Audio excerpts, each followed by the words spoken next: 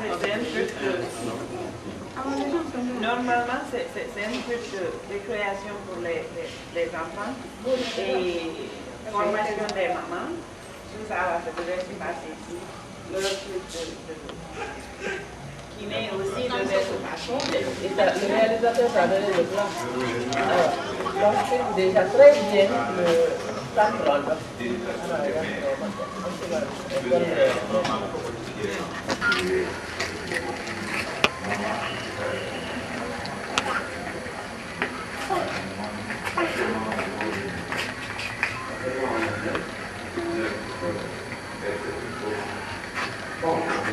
Oleh untuk ini dari dalam film yang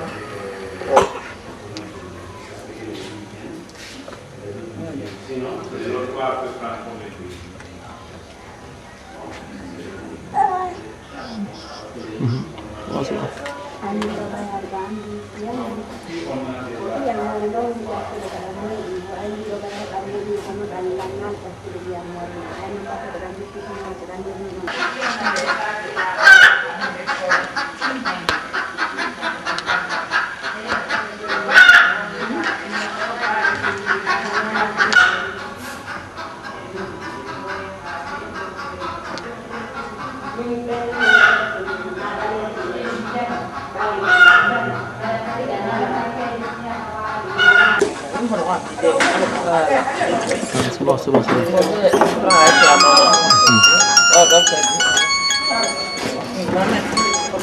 Halo.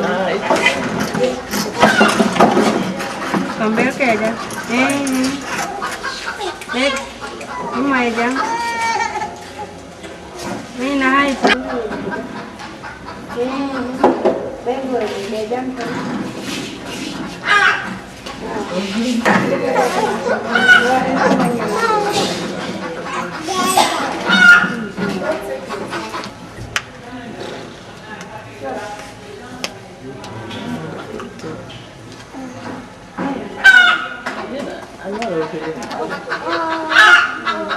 Lui, il est costé.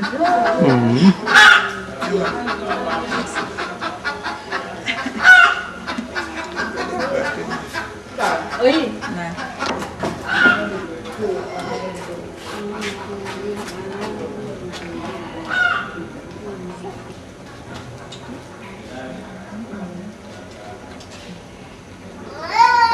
Có nên là ở đâu này đều chùa đó này. Grave. Ấy. Ada có nên mà có cả. Ina Grave, grave. Adina, nato.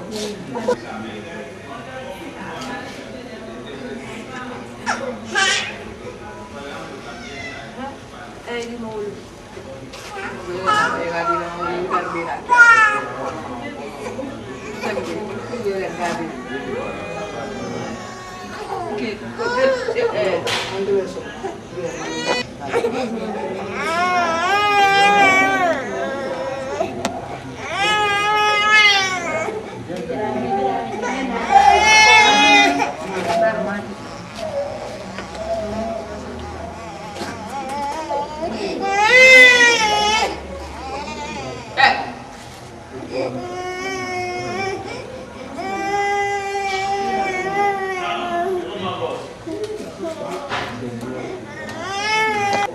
Lama kamu kamu boleh sih, ini ada kampui, jadi kampui berada di.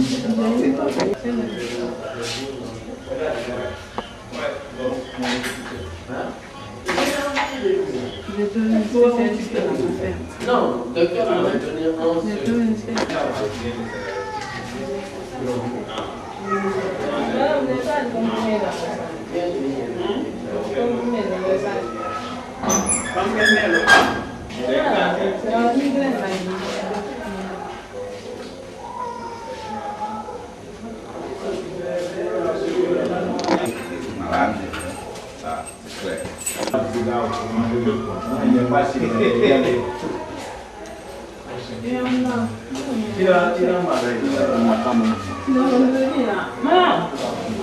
Le mur, il y a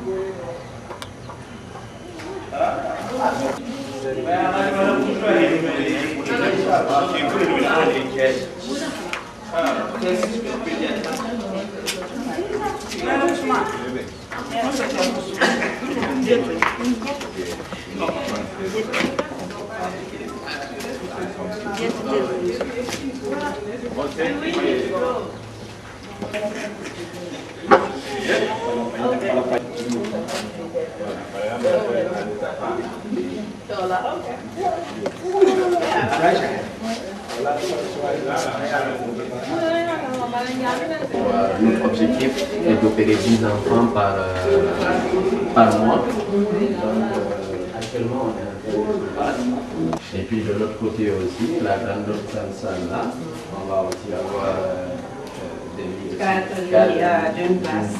Oui. Oui,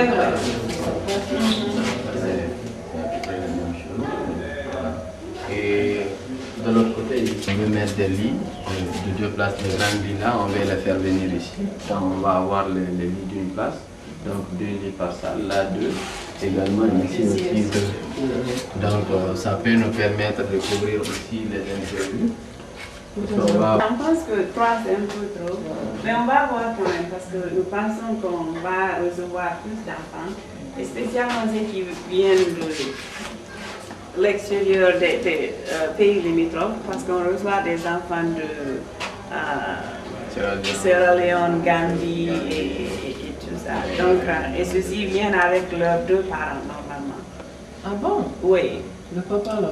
Oui, parce que le plus souvent, certaines des femmes ne parlent que soit Wolof ou tout simplement leur langue natale, et les mariés parlent soit anglais ou français. C'est le cas particulier des Gambiens, quoi. Oui. Les Gambiens, la famille Dabo, il a un système, je connais le système d'ici Bawa, donc on a un système de le courant vient d'année, ça charge complètement. Et quand il n'y a pas de courant, même pour les travaux de bureau pendant la journée, on peut utiliser ce courant-là. Moi particulièrement, c'est sécurisé, il y a Celcom également, le BTS là, c'est comme ça, On avait fait ça à Jean-Paul II, on a mis des batteries de chargeurs qui se chargeaient quand l'électricité venait. Mais le monsieur qui a mis ça pour nous, on l'a perdu de vue. Moi particulièrement, moi je l'ai fait parce que chez moi je l'ai installé dans.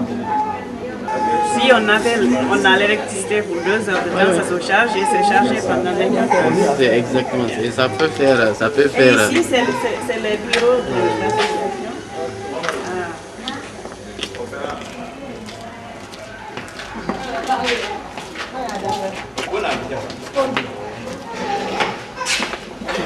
Là, vous avez le bureau prévu pour la présidente.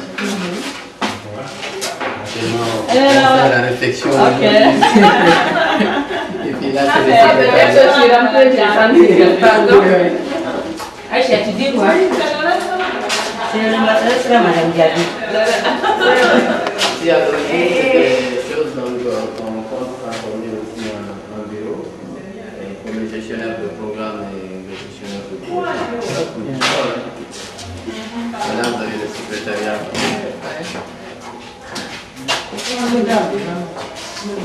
Bonsoir. Je suis très heureuse de vous retrouver dans l'émission Santé pour tous. Vous me faites face moi, oui. Mesdames, Mesdemoiselles et Messieurs, bonsoir. Je suis très heureuse de vous retrouver dans cette émission de Santé pour tous. Aujourd'hui, dans cette émission, nous sommes avec l'ONG AFG, American Friends of Guinea. Voilà. Et là, nous sommes avec la directrice des programmes de santé, Mme Kourma Bébé-Silla. Avec Mme Kourma Bébé-Silla, nous allons parler des activités de l'AFG et nous allons visiter le centre qu'elle a bien pu offrir aux enfants hydrocéphales. Mesdames, Mesdemoiselles et Messieurs, je vous souhaite du plaisir à suivre cette émission. Ok, on reprend l'intro encore. Vous êtes Guinée, mais la directrice des programmes de santé de cette ONG va dire mieux que moi ce que cette ONG est en train de faire sur le terrain. Mesdames, Mesdemoiselles et Messieurs, je vous souhaite du plaisir à cette émission. La santé pour tous d'aujourd'hui. J'espère que vous avez compris les messages des spécialistes. En tout cas, ces enfants méritent une aide, une assistance et l'ONG AFG ne manque pas de le faire. Je vous souhaite du plaisir. Non.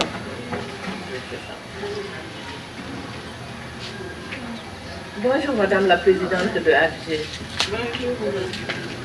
Alors, aujourd'hui nous sommes venus vous rendre visite et nous voulons savoir qu'est-ce qui vous a motivé, qu'est-ce qui vous a donné l'idée de vous occuper des enfants hydrocéphales.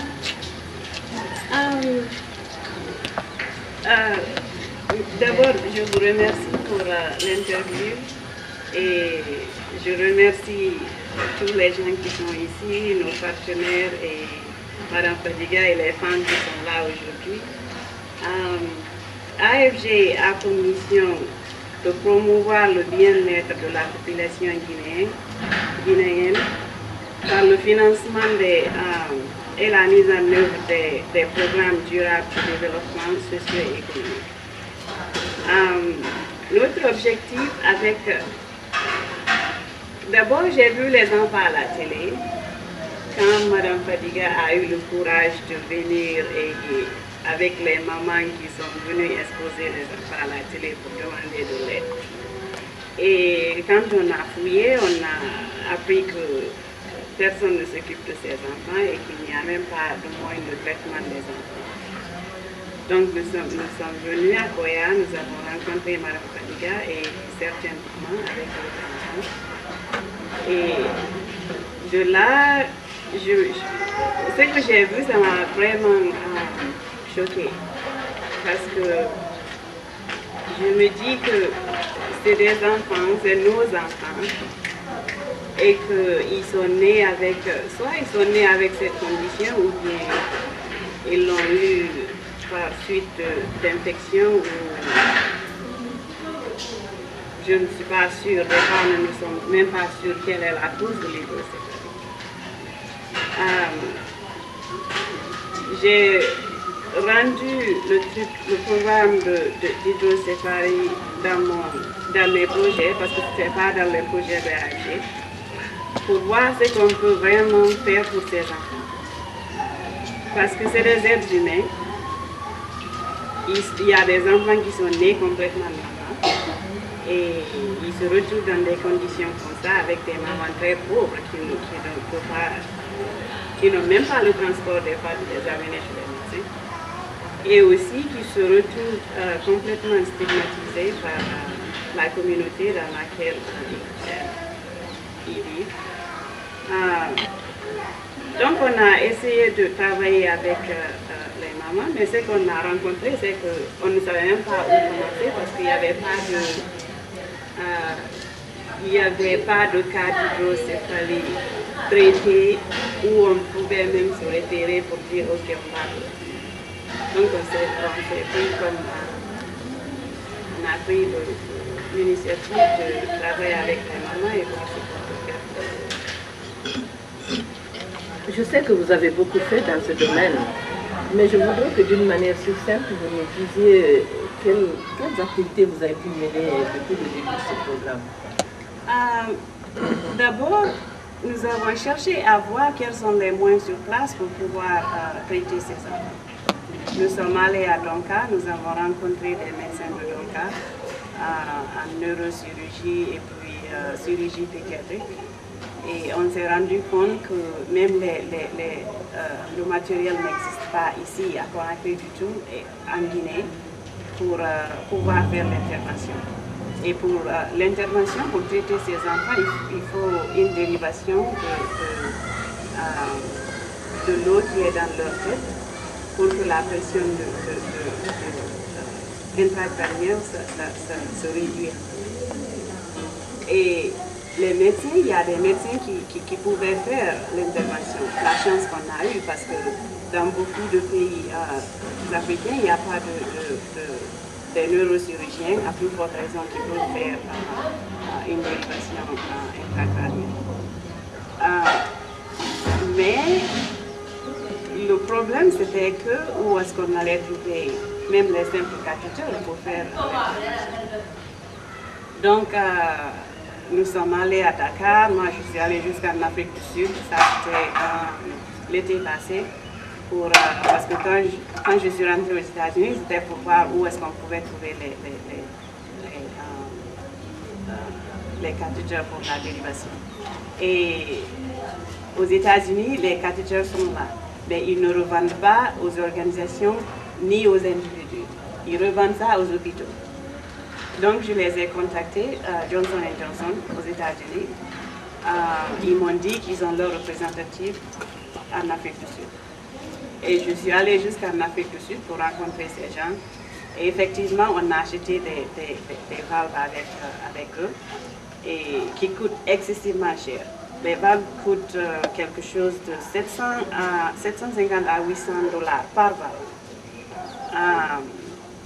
On a acheté là-bas, on a amené et on fait des interventions avec ces valves présentement. Mais après, Mme Fadiga aussi a trouvé une source à Dakar. Nous sommes allés ensemble, Mme Fadiga, moi et Dr Soirée, pour rencontrer les gens qui vendent les valves là-bas, et Dr Soirée pour les évaluer et nous dire effectivement c'est les valves là dont ils ont besoin. On a fait ça aussi l'été passé. À Dakar, les valves étaient beaucoup moins chères parce que c'était des valves qui venaient de l'Inde, je pense. On a acheté là-bas et on achète jusqu'à présent aussi avec eux. Et arrivé ici, il fallait mettre maintenant notre team ensemble. Et comment on va faire ça? Où est-ce que les enfants vont commencer? Où est-ce qu'ils vont finir? Parce que l'hydrocéphalie, quand l'enfant là, c'est pas seulement la grosse tête. Il y a des enfants qui perdent presque leur fonction entièrement. Les bébés qui devaient s'asseoir ne peuvent pas s'asseoir. Ils ne peuvent pas, il faut que quelqu'un attrape leur tête parce que la tête elle est plus grosse que le reste du corps. Les bébés qui doivent marcher ne peuvent pas marcher. Donc vraiment, il fallait trouver un moyen de rassembler tout ce dont on a besoin en général pour rendre leur vie plus fonctionnelle. Ce n'est pas seulement mettre une valve dans leur tête et leur dire de partir. Non, on voulait savoir qu'est-ce qu'on peut faire pour aider cet enfant avant et après la valve. Avant, il y a des enfants qui viennent vers nous qui sont mal nourris, complètement mal nourris, ou bien qui sont malades d'autres maladies, soit le palu ou d'autres infections. Et qu'est-ce qu'on fait pour les mettre en condition de pouvoir soutenir l'opération? Donc, on s'est dit, on va mettre un team ensemble. Le team va être composé des pédiatres qui vont évaluer d'abord les enfants avant l'opération. Est-ce qu'ils ont des conditions qui existent qu'on doit d'abord traiter? Et si oui, il y a des conditions qui existent, on traite ces conditions avant l'opération. Est-ce qu'ils sont mal nourris? On a besoin des gens qui ont l'expertise en nutrition. Donc on a rajouté 2 personnes de la nutrition. est-ce qu'ils ont besoin de kiné après opération? Donc, on a rajouté une personne aussi qui peut former les mamans en l'exercice physique pour les enfants. On a pu mettre ce team ensemble avec maintenant les neurochirurgiens et les chirurgiens pédiatres. Et le team a travaillé, nous avons travaillé ensemble. Mais toujours on s'est dit, ok, qu'est-ce qu'on fait qu'on a ce team? Qui fait quoi? On s'est dit, on va mettre notre protocole de traitement pour ces enfants. D'abord, les enfants rentrent. Qui on va traiter et qui on ne va pas traiter. Parce qu'il y a des enfants qui viennent avec des têtes excessivement grosses que si on les traitait, c'était juste les traumatiser vraiment avec l'intervention. Parce que là, on ne peut pas faire grand-chose. Mais qu'est-ce qu'on fait avec ces enfants aussi? Parce qu'on ne peut pas seulement leur dire, on ne peut pas vous aider et partir. Donc, le team a travaillé ensemble pendant au moins 6 mois pour mettre ce protocole de traitement ensemble. Et en fin de compte, nous nous sommes entendus sur le protocole. Et le protocole, en brief, c'est que les enfants sont enregistrés ici au niveau de l'association. Après, ils sont référés au médecin pédiatre qui les examine. Après de là, si le médecin pédiatre pense que l'enfant est mal nourri, on les envoie à la nutrition. La nutrition aussi fait leur assessment de l'enfant et la personne qui naît aussi fait une sorte d'assessment de l'enfant pour voir ce que l'enfant va avoir besoin en termes d'éducation physique après leur opération. Et de là, ils vont voir les neurologues et les chirurgiens qui les guident et ils font tous les tests et en fin de compte, ils décident, ok, on va opérer l'enfant. Donc, l'enfant fait l'opération à Donka. Il reste là pendant 1 semaine à peu près. Après, ils sortent, ils reviennent ici encore à la maison d'accueil. Ils restent ici pendant 1 mois. Ils sont suivis par les pédiatres et les neurochirurgiens pour voir s'il n'y a pas de complications et voir comment l'enfant évolue, est-ce que la valve ça marche et tout ça.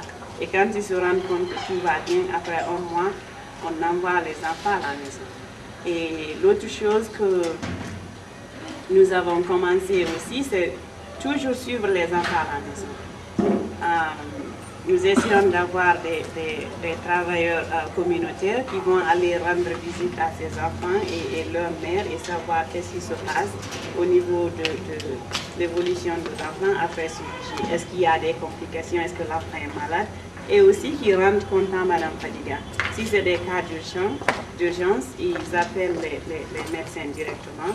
Si ce n'est pas trop urgent, ils appellent Madame Fadiga qui essaie de faire quelque chose pour soit ramener l'enfant ici à Donka pour être vu par les médecins ou bien chercher un pédiatre là où ils sont situés, s'ils sont loin d'ici, pour qu'ils puissent examiner l'enfant et voir s'il y a des problèmes et si les problèmes sont liés à l'opération. Donc en quelque sorte, c'est ça notre circuit pour le moment. Bien, mesdames, mesdemoiselles et messieurs, comme je vous le disais tantôt, nous sommes aujourd'hui avec Madame Kourouma Bébé-Silla. Elle est la directrice des programmes de santé de l'AFG, une ONG qu'elle a initiée elle-même. Et vous avez compris, d'après ses explications, tout ce qu'elle a pu faire jusqu'à présent pour nos enfants hydrocéphales. Madame Kourouma, alors quelles sont vos perspectives? Vous comprendrez aussi que quand elle parle de team, elle veut parler d'équipe. Elle est anglophone, elle est un peu anglophone, donc vous comprendrez. Plus anglophone. Perspective maintenant. Nous pensons vraiment notre perspective est que nous pensons faire une différence pour ces enfants et pour leur maman, et pour leur famille et aussi la communauté. Parce qu'on se dit que si les enfants sont stigmatisés dans la communauté, c'est par manque d'information. Peut-être si on apprenait aux gens exactement ce que c'est que l'hydrocéphalie, ils vont être plus réceptifs envers les enfants que juste les rejeter et dire que c'est des diables ou bien c'est des monstres, ils doivent être jetés dans la forêt ou enfermés dans une maison et ils ne peuvent pas sortir. Là, je pense déjà on a fait beaucoup parce que depuis que nous avons commencé avec Madame Fadiga, on a plus de 150 enfants qui ont été enregistrés. On n'a pas pu aider tous ces 150 enfants parce que on doit suivre notre protocole pour voir qui peut vraiment bénéficier de ça sans traumatiser l'enfant. Mais les enfants, on a pu quand même aider en quelque sorte tous ces enfants. S'ils ont besoin de manger, on leur donne à manger. S'ils ont besoin des médicaments pour autre chose, on achète leurs médicaments. Mais nous pensons qu'avec notre projet Hydrocéphale, on va pouvoir changer un système qui n'a même pas seulement à voir avec l'hydrocéphalie, mais qui a à voir avec un système qui existe déjà dans le système médical en général. Et nous pensons que les gens peuvent prendre notre modèle et copier et utiliser ça dans les traitements d'autres maladies. Par exemple, notre protocole. Moi, je n'ai pas vu de protocole de traitement ici. Peut-être que ça existe dans les hôpitaux, dans chaque cas particulier. Peut-être que quelqu'un peut être intéressé à ça, dire, OK, comment est-ce qu'ils ont fait? Est-ce qu'on peut copier leur modèle? Ça, c'est un. De deux, aussi vraiment montrer comment, à travers votre aide, le média et tout ça, comment la femme vraiment souffre avec son enfant. Spécialement quand l'enfant est malade. L'enfant est malade et tu sors, elle se sent seule. Qu'est-ce qu'elle fait avec son enfant? Elle n'a pas d'aide, ni à la maison des fois. Il y a des maris qui ne veulent même rien avoir à faire avec l'enfant et en même temps avec la femme. Et aussi aider vraiment ces femmes à comprendre elles font partie d'une communauté qui supporte et aussi d'une nation qui est là, le pays qui les supporte. Quand on tombe enceinte, c'est joyeux. Et toute une maman espère avoir un enfant sain et tout. Mais ce qu'on peut avoir, ça c'est Dieu qui nous le donne. Hein. Et on ne peut pas jeter nos enfants tout simplement parce que quelqu'un d'autre n'aime pas ce qu'il voit. Et je demande vraiment à la communauté en général d'aider ces femmes. Il ne faut pas dire à une femme qui vient avec un bébé malade, tu ne montes pas dans mon taxi parce que je pense que tu vas m'apporter malheur. C'est Dieu seul qui nous donne ce qu'on a et qui reprend ça. Donc vraiment, j'espère que notre projet va faire un changement en général, pas seulement pour les enfants, mais aussi beaucoup au niveau de la santé et au niveau de la communauté en général. Qui est en vue, quoi. Nos autres projets. Voilà. Dans les perspectives. Ok, toujours dans la direction de nos perspectives, nous avons envoyé Dr. Soiré, qui est notre team leader. J'espère que tout le monde comprend ce que Le chef d'équipe. Notre chef d'équipe. Et il est un des neurochirurgiens ici, à l'hôpital Donka. Et nous l'avons envoyé à Uganda pour une formation de l'utilisation de l'endoscope pour l'intervention des cas hydrocéphaliques. Nous sommes en train de faire la formation en partenariat avec Cure International, qui a déjà un hôpital à Uganda qui s'occupe seulement que des hydrocéphales. Donc la formation de Dr. Soiré, c'est une formation de 3 mois. Il est déjà parti au mois de février-mars. Il a fait une partie de sa formation et il va se retourner au mois de juillet pour finir sa formation. À la fin de sa formation, la chose la plus importante ici, c'est de savoir qu'on va acheter un endoscope qui va venir avec Dr. Souare. Et l'endoscope, ça nous aide à faire les opérations hydrocéphaliques, en quelque sorte, de ne pas utiliser la dérivation avec les valves. Je suis sûre qu'il pourra vous expliquer ça mieux, mais c'est une sorte de dérivation, mais interne, qui cause moins de complications chez l'enfant, et aussi le résultat est meilleur que celui d'une dérivation à travers la valve. Et l'endoscope doit normalement venir peut-être au mois d'août, fin août. L'endoscope nous coûte quelque chose de 70 000 $. Et notre inquiétude est vraiment de trouver quelque part où est-ce qu'on peut placer l'endoscope pour que ça soit bien maintenu et que ça puisse faire ce qu'on a envisagé pour que ça fasse, spécialement pour les enfants. Mais l'autre chose aussi est que ce même endoscope peut être utilisé dans d'autres traitements. Par exemple, ils peuvent faire des colonoscopies avec ça, ils peuvent faire des interventions d'appendicite avec ça, où on n'a que seulement 2 trous au lieu d'ouvrir le ventre de quelqu'un. L'endoscope fait assez de trous. Donc, nous pensons que ça va aider non seulement nos enfants, et aussi le reste de la population en quelque sorte.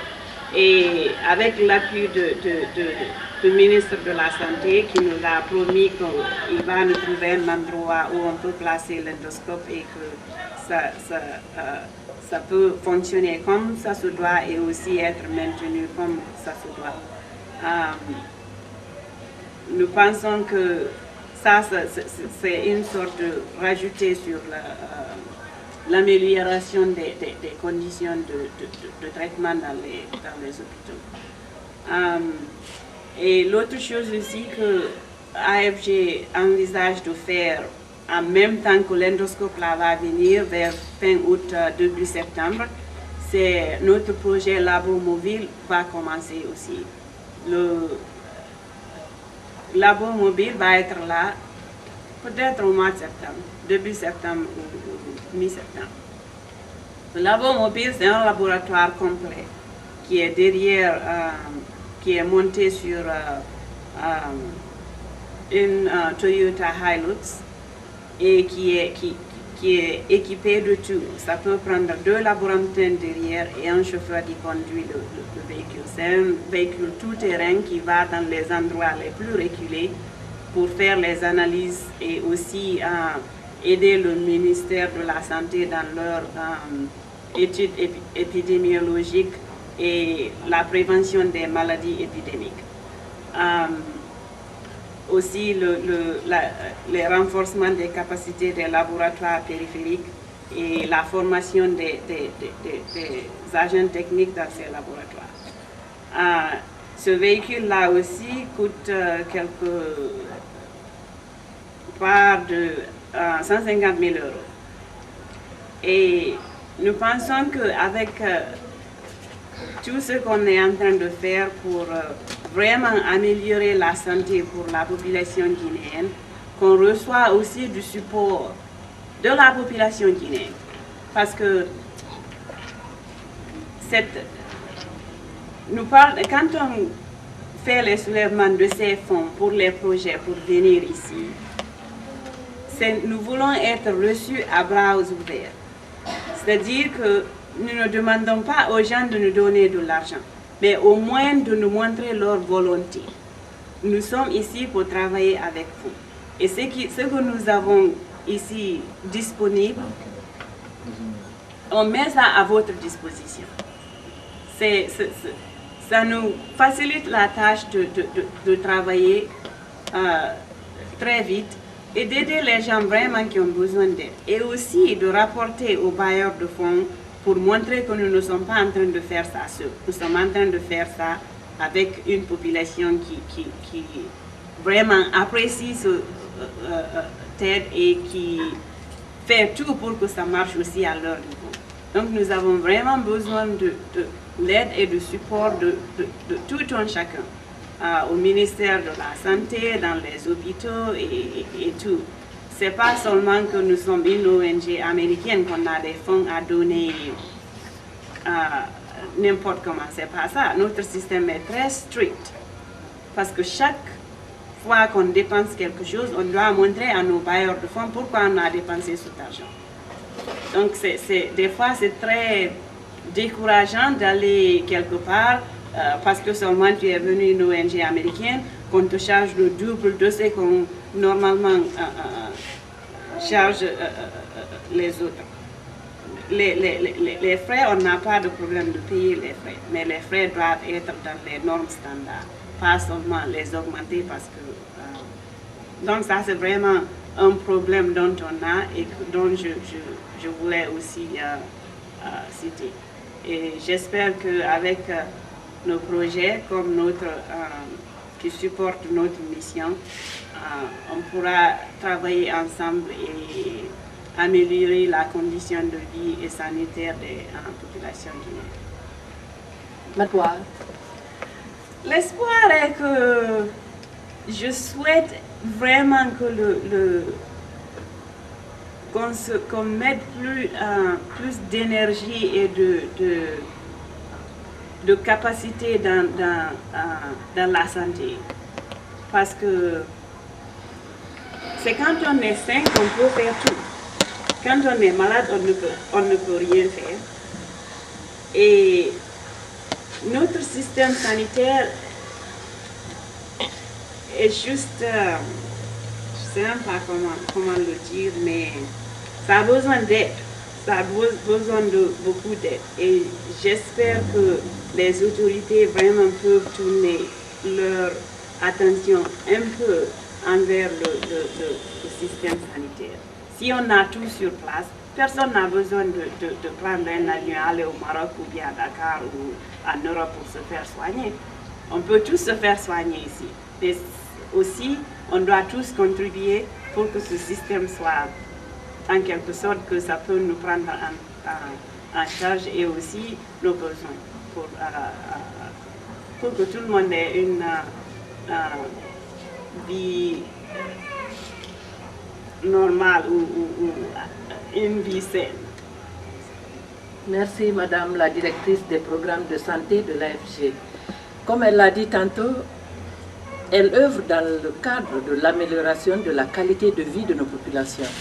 Et ça, c'est pour le développement et pour répondre aux OMD. Les OMD, les objectifs du millénaire pour le développement. Pour 2015, la Guinée, est-ce qu'elle va atteindre cet objectif? On l'espère. Avec les efforts de l'AFG et d'autres personnes, peut-être qu'on atteindra cet objectif, du moins dans le volet qui concerne les enfants.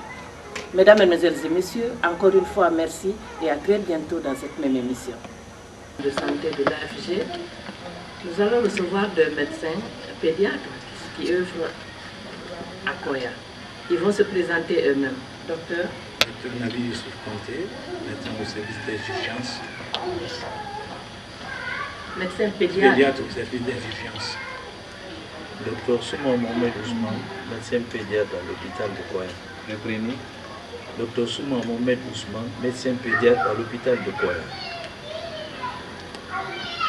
Bien, docteur Conté, je vais juste vous demander ici qu'est-ce que vous faites dans le cadre de la pédiatrie, parce que la pédiatrie, on sait, s'occupe des enfants. Oui. Et aujourd'hui, nous sommes dans un cadre fixe des enfants hydrocéphales. Oui.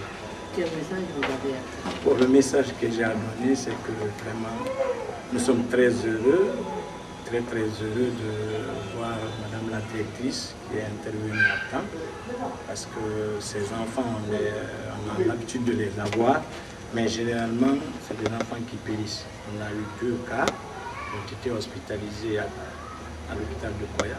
Malheureusement, il n'y avait pas de moyens, ces enfants sont décédés. Avec l'ONG de Mme Fadiga et l'assistance de la directrice, vraiment on est parvenu. et ces enfants maintenant arrivent. Il n'y a pas d'hésitation parce que hier on pensait que c'était des sorciers, c'était des enfants qu'il faut jeter.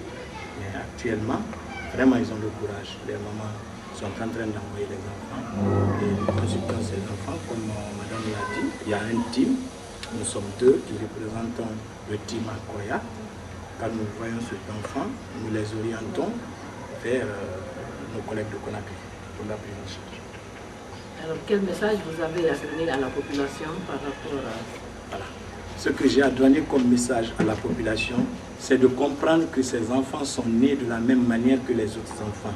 Ce n'est pas des sorciers, c'est des êtres humains. Il faut les amener, c'est des tas, on va les traiter. Et que les femmes aussi, en grossesse, doivent faire leur visite correctement. Que les femmes fassent leur visite correctement. C'est des enfants qui ne naissent pas avec grosse tête. Hein. C'est des enfants qui naissent normalement. Mais au niveau de l'accouchement ou au niveau de la période post-accouchement, c'est ces enfants qui contractent l'infection. Donc les problèmes naissent à partir de là. Mais ce n'est pas des enfants qui naissent avec une grosse tête. Donc c'est ce qu'il faut, la population doit comprendre. Ces enfants qui sont nés normalement, il faut d'abord que la femme soit consultée correctement. Quand l'accouchement est fait, que l'enfant soit suivi, et là on évite à peu près les problèmes. Moi je crois que c'est le message qu'il faut. Merci, docteur Conté. Merci. Docteur, un petit message? Oui. Je remercie beaucoup Mme Fadiga et la directrice qui nous a aidés à envoyer cette ONG-là à Koya. Le message qu'on veut donner, c'est à la population. Il faut une grande sensibilisation au niveau de la population. S'ils rencontrent ces cas d'hydrocéphalie, ils peuvent nous envoyer à Koya. Ça, c'est un. De deux, au niveau des agents de santé, ils doivent faire une certaine formation, surtout au niveau de la CPN. Et après l'accouchement, on doit contrôler le périmètre crânien, c'est important. Donc c'est à partir de ça, le plus souvent, qu'on peut diagnostiquer. Donc à la consultation prénatale? Oui. Et après l'accouchement aussi, on doit envoyer au moins l'enfant une fois par mois pour faire la mensuration et prendre le poids. Je vous remercie, docteur. Merci à tous les deux. Merci. À bientôt. Oui. Monsieur le préfet de Koya, qui a aussi son mot à dire.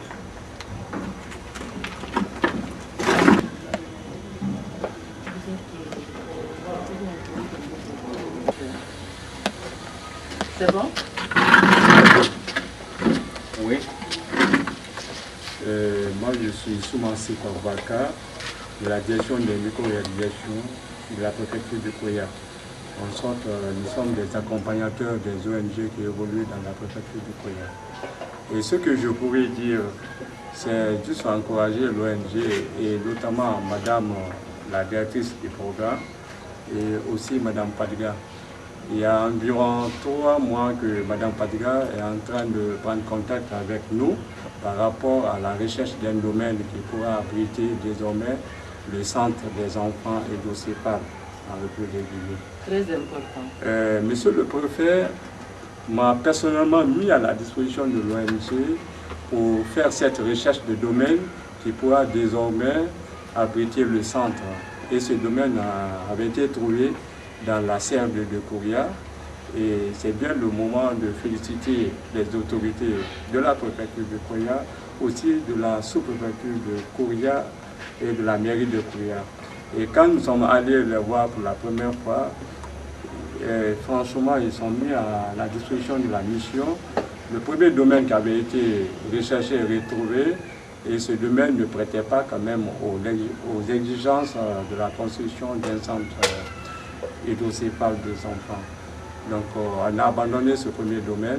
Le deuxième domaine qui s'apprêtait, parce que l'emplacement était vraiment très salutaire, l'accessibilité était là, et puis la superficie recherchée pour ce domaine était là, parce que ce domaine doit abriter, disons, un logement pour le chef de centre, une maison sociale où les enfants doivent jouer,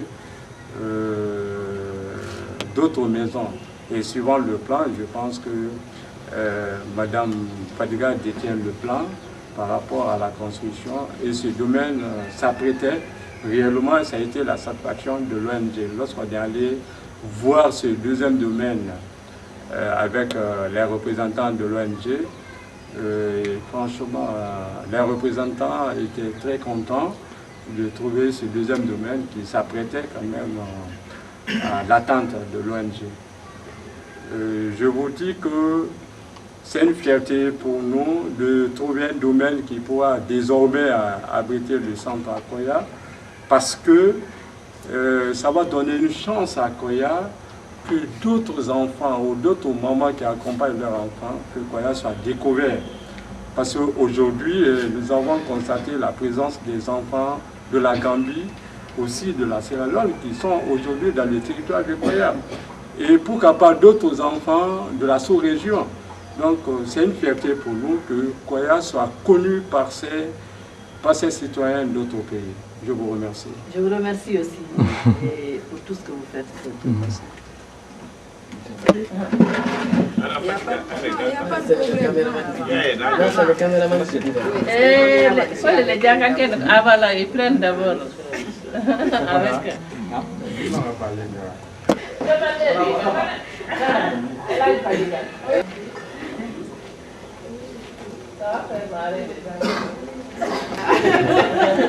Il fallait montrer la casquette pour moi aussi. Ben, il fallait me donner une casquette AFG, comme ça je reportais. Nous sommes avec la présidente de l'association des mères des enfants hydrocéphales. Et en fait, c'est elle qui a pu mettre les enfants hydrocéphales à jour pour que tout le monde les voie. Parce qu'au départ, on pensait que c'était des enfants, à ne pas montrer que c'était des diables ou des sorciers. Mais Mme Fadiga est là pour mieux expliquer tout ça. Bonjour Mme Fadiga. Bonjour Madame. Mais tu es Mme Fadiga, tu es Mme quoi, Né Fadiga? Oh, tu es Mme Fadiga, Né Fadiga? Oui.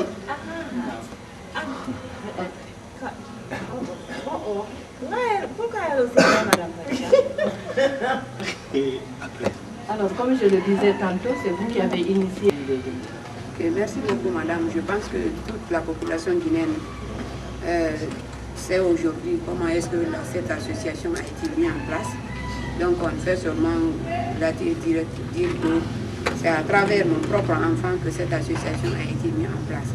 Suite à la marginalisation et à la stigmatisation, la ségrégation de la population, surtout de l'entourage, qui nous a vraiment motivés de créer cette association. Une fois à la création de l'association aussi, je me suis rencontrée avec une brave dame aussi, qui est très très brave, que je peux qualifier pour le moment la seule patriote de la République de Guinée. J'ai sillonné 2 ans après, je n'ai eu aucune personne, aucune assistance, sinon que son arrivée, à part le président Dadis. Et ceux qui m'ont assisté aussi pour l'agrément, Adja Djenab Seyfon Diablo, à part celle-là.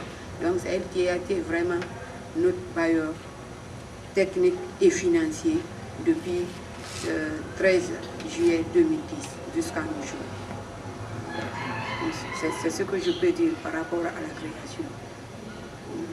Donc, je comprends pourquoi vous la remerciez, parce qu'aujourd'hui, on est dans votre centre et on sent qu'il y a beaucoup de choses qui ont été faites. Maintenant, quel message vous avez aujourd'hui? Je sais que vous êtes satisfaite moralement. Et quel message vous avez à donner?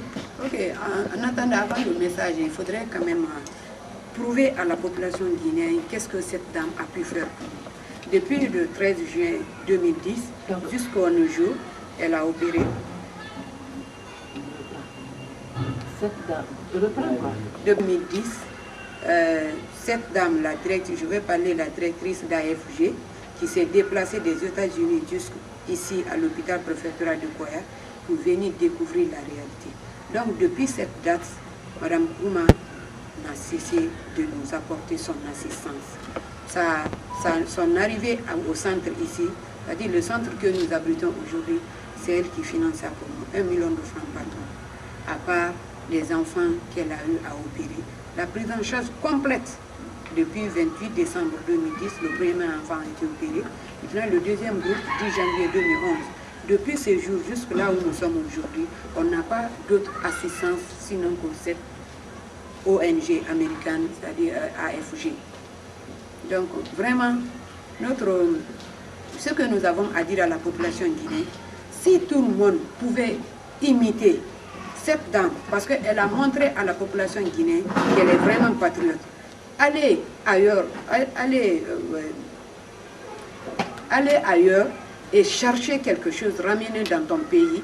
Nous assistons à beaucoup de gens qui vont, ils sont ici à l'heure là, en train de construire des immeubles. Ils font tout, ils sont devenus des grands commerçants. Ils prennent l'argent avec les blancs, ils envoient ici, mais on ne connaît pas leur importance. Mais si elle, moi je ne connais pas si elle a construit ou pas, mais elle devait faire plus que toute la population guinéenne aujourd'hui. Si elle a pensé à sauver la vie, à intervenir dans la santé, on ne peut pas parler de la population sans la santé. On ne peut pas parler diriger une population, un pays, sans parler de la santé. La première des choses, c'est la santé. Si elle, vraiment, elle a eu à penser à la santé, tout le monde doit l'imiter. Ceux qui sont à l'extérieur. Elle est plus qu'un chef de l'État aujourd'hui. Elle est plus qu'un chef de l'État pour nous. Elle est plus que tous ces ministres-là pour nous aujourd'hui. Donc tout le monde doit l'imiter. Les initiatives qu'elle, la directrice, Mme Kourouma, la directrice d'AFG, a instaurées en Guinée, tout le monde devait suivre ses traces, faire la population de la Guinée un pays comme nous voulons, lutter la pauvreté, comme nous sommes en train de chanter maintenant dans toutes les télés. On est là à faire, nous luttons contre la pauvreté. Mais lutter contre la pauvreté, si vraiment tu ne fais pas, tu ne découvres pas la réalité, il ne suffit pas de chanter, lutter contre la pauvreté. Donc tout le monde n'a qu'à limiter. Et je m'adresse au gouvernement de la Guinée. Nous avons aujourd'hui, le gouvernement guinéen, nous avons aujourd'hui un terrain que le gouvernement même nous a octroyé, parce que c'est la préfecture de Koya qui nous a octroyé à travers monsieur le préfet et sa suite, qui est sur le territoire Kouria maintenant. Mais on ne peut pas laisser tout à Mme Kourouma. Opérer les enfants, donner le médicament, la nourriture de ces enfants et contre la construction de ce domaine encore. Je pense qu'une autre personne aussi peut l'aider à travers la construction de ce pays. Même un chargement de sable, tout ce que vous pouvez donner pour ça. Monsieur le Président de la République, la première dame qui est là tout le temps, j'ai été la voir, mais jusqu'à présent, elle ne nous a pas répondu. Donc, elle n'a qu'à imiter cette dame, Mme Kourouma, née bébé Diarra Silla, qui est la directrice d'AFG, de faire quelque chose pour ses enfants. Elle n'est pas la seule Guinéenne. Nous avons besoin de construire un hôpital digne de nom qui doit servir toute la sous-région.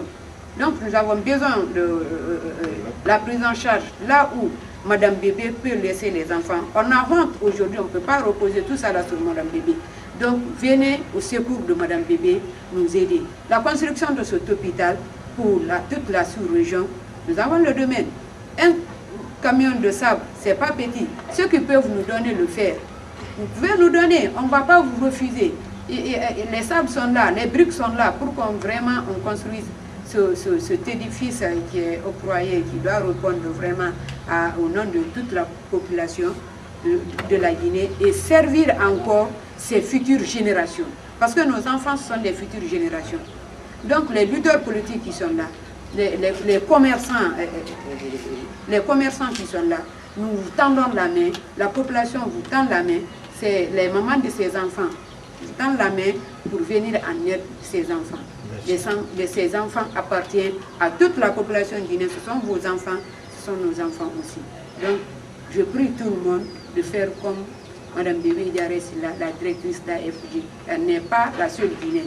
Donc, imiter elle, c'est vraiment construire ce pays, c'est participer à lutter contre la pauvreté de ce pays. C'est ce que je peux dire. Je vous remercie, Mme Fadiga, et à bientôt. Merci.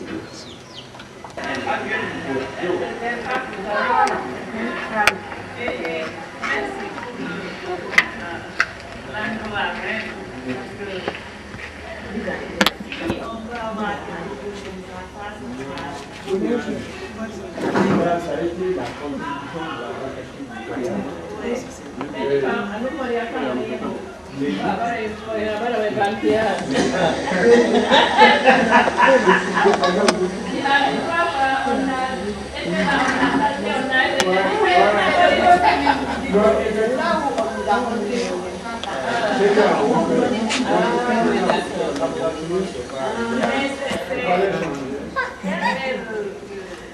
suivi de ça maintenant. Est-ce qu'ils vont nous aider à construire l'hôpital et les logements là, ou bien là, on doit maintenant encore se débrouiller à travers les bailleurs de fonds pour nous aider à construire ça? On va continuer à aller vers les bailleurs. Pour la première des choses, l'autorité a pu mettre d'abord le domaine à la disposition de l'association. Les autres efforts viendront après. Ça, c'est la première des choses. Okay. Parce qu'on ne peut pas construire sans avoir le terrain. Oui, oui. Si je peux dire, tu ne me payes pas. Ça, c'est une bonne chose. Si vous pouvez aussi suivre, parce que c'est eux qui ont accès aux sociétés de construction qui sont ici. Par exemple, Si on peut vous nous donner des granites, il y a beaucoup de sociétés qui sont là. Yes, Bon. et pas seulement le préfet ou bien la mairie d'ici, je pense que ça doit aller à un niveau plus élevé que ça. Bien sûr. Parce qu'ils sont en train de construire dans d'autres lieux. La raison pourquoi je dis ça, si on a un endroit comme ça qui a été offert par le gouvernement au nom des enfants hydrocéphales, ça nous aide nous beaucoup. Parce que ça montre aux gens à l'extérieur, le gouvernement est vraiment sérieux et pour nous aider à aider ces enfants. Mais le plus souvent, ce qui nous arrive là-bas, c'est qu'il n'y a pas beaucoup de choses qu'on montre le support du gouvernement plutôt dans les projets dont on fait. Donc ça décourage les gens. Mais qu'est-ce qu'eux ils sont en train de faire pour vous accompagner? C'est pas seulement pour vous dire oh merci beaucoup, vous avez amené ça. Parce qu'ils ont les possibilités de faire ça. On peut aller demander, là on a envoyé monsieur Dr Fadiga pour Dr Soirée pour sa formation. L'hôpital c'est entièrement hydrocéphale, c'est tout ce qu'ils font, rien que ça. Et ils ont construit, ils reçoivent les enfants de l'Afrique de l'Est là-bas et du Sud. Mais quand les gens là, les gens qui ont, l'ONG qui a construit l'hôpital Cure, nous avons vécu à la télé. Ils étaient en train de faire l'interview sur une télé. Non, différemment de ce que des trucs anciens. C'est comme ça qu'on les a contactés. Donc, mondialement, ils viennent s'asseoir pour faire des exposés sur leur hôpital et tout ça. Mais ils ont le support du gouvernement de Uganda. Par exemple, le gouvernement paye pour l'opération des enfants. Eux, ils ont amené l'hôpital, ils l'ont équipé et tout. Mais les enfants qui viennent, ils reçoivent une sorte de subvention du gouvernement ugandais. Et là, ça encourage les gens. Mais si nous n'avons pas de support, c'est seulement merci. Comment? C'est maintenant toute la première étape en matière de plaidoyer. C'est de voir, par exemple, les sociétés de construction pour qu'ils nous fassent un plan. Quand on aura un plan de l'hôpital, ne serait-ce que sur papier, parce que le plus souvent, quand ils ont le plan, ils ont le budget. Et quand le budget est là, on sait combien on a besoin. Donc, c'est des documents qui nous permettent de faire le plaidoyer. Parce que quand on dit, venez nous aider, amenez un truc de sable, amenez un truc, on ne connaît même pas ce dont on a besoin, c'est un peu difficile. Donc, chacun, comme Mme Fadiga l'a dit, chacun peut faire un peu. Maintenant, chacun selon ses spécialités peut faire un peu. Lorsqu'on verra par exemple la société de Boubacar Bari qui fait des constructions et qu'on lui demande, viens nous faire un plan pour un hôpital, où il va accepter, il va venir parce que ça ne lui coûtera rien, il suffit juste d'envoyer des ingénieurs, etc. Et il va se sentir fier d'avoir participé à l'action sociale de l'ONG. Donc on aura le plan, on aura le budget. Donc quand on prend le budget, on prend le plan, on prend le budget, on peut l'amener par exemple à Madame Bébé là-bas pour le plaidoyer. Ok, on attend, on a besoin de ça. Elle a le plan, elle a le budget, elle peut aller à la présidente dire ok, on a le plan, on a le budget. Vous pouvez aller partout, plan budget, alors MS à l'UNICEF, etc. Mais lorsqu'on voit ça, rien dans les mains, bon, c'est possible qu'on vous demande même de faire ça. Donc ça nous permet d'avoir un élément. Il faut faire un plan de l'hôpital par rapport aux besoins réels. Comme ça, il y a quelqu'un qui a parlé des sociétés de la place. Effectivement, ces sociétés ne peuvent pas réagir tant que nous n'avons pas de plan type par rapport à la construction d'un hôpital. Le projet, pourquoi? Il y a ce que l'association doit apporter pour la réalisation de ce plan de construction de l'hôpital. Il y a ça. Donc le moment viendra et Mme Fadiga et cette Madame la directrice, on va se retrouver. On va se retrouver.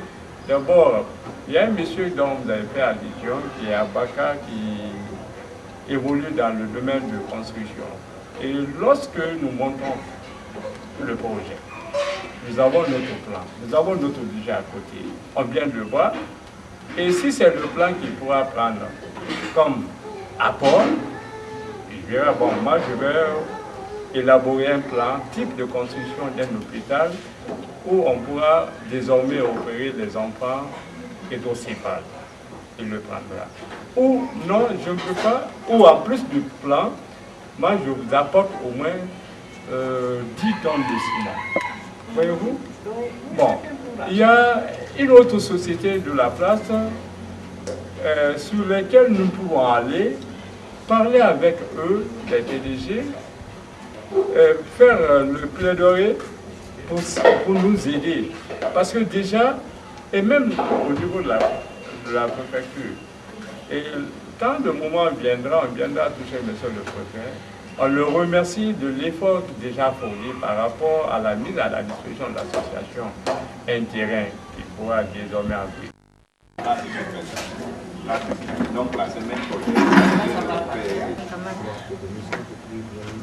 ma fille, elle, c'est Pauline Prosper Kamara. J'ai suivi ma grossesse normalement. J'ai aucun problème au niveau de l'accouchement. Mais à une semaine de la naissance de l'enfant a commencé à faire des choses. On l'a envoyé à la nutrition. Donc, quand on est parti à la nutrition, on a fait la visite, soi-disant qu'avec le résultat, soi-disant que l'enfant avait venu. On a fait 3 semaines. Et quand on est sorti, on a eu un médecin qui suivait l'enfant. 2 ou 3 semaines après, on nous a affirmé que l'enfant avait eu Okay. L'enfant a eu des fièvres après la naissance pendant combien de temps? Pendant une semaine.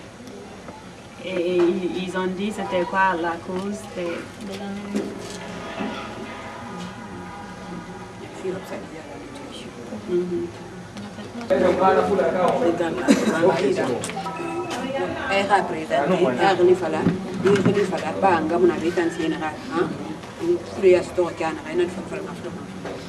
Il s'appelle Ken Mali Kamara. Excusez-moi, madame. Je suis sa tante. Il a 10 ans. Il a 10 ans. C'est après les 10e année là qu'il est tombé malade par le l'hydrocéphalie.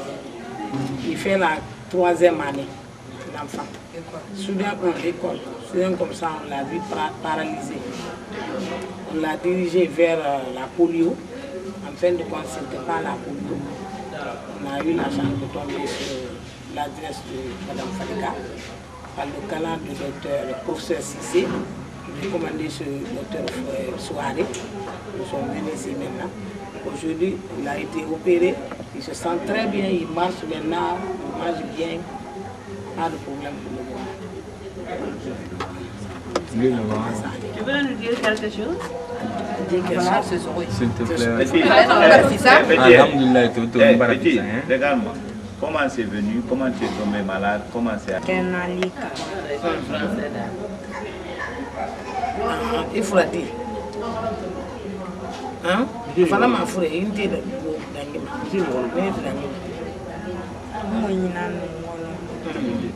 après.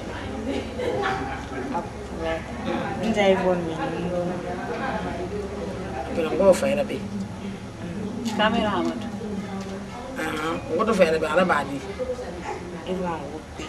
Ça n'y aura pas de ce qu'il faut être donc. Des bambas. Non. Tout correct. Pour on tous gagner à être le deuxième.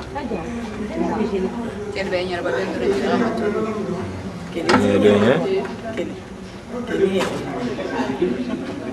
tu as faim, cigare. Rien ne m'a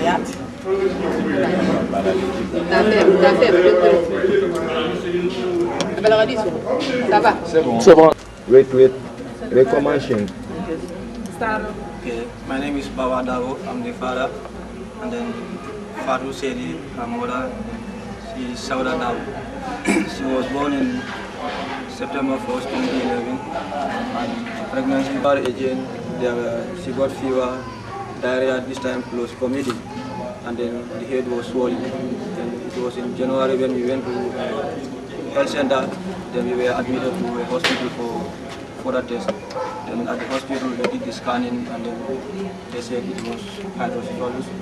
And then it was declared that it is hydrocephalus, and then they said the cost attached for the operation is expensive and we cannot afford it.